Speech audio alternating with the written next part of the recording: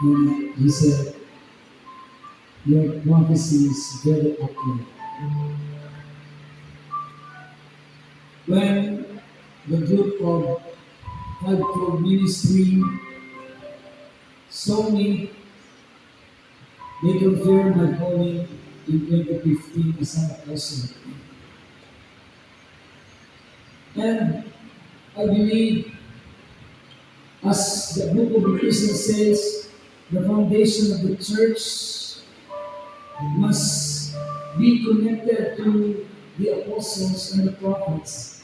First concern is not to boast, but because of the calling to reveal the church of the rock, kinakailangan po natin magtulong-tulong dahil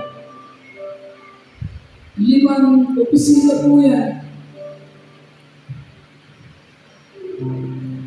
Ang isang kamay ay hindi mo makakahawak ng matibay kung hindi makakasama yung 5 opisina. Kung itong taon, it stands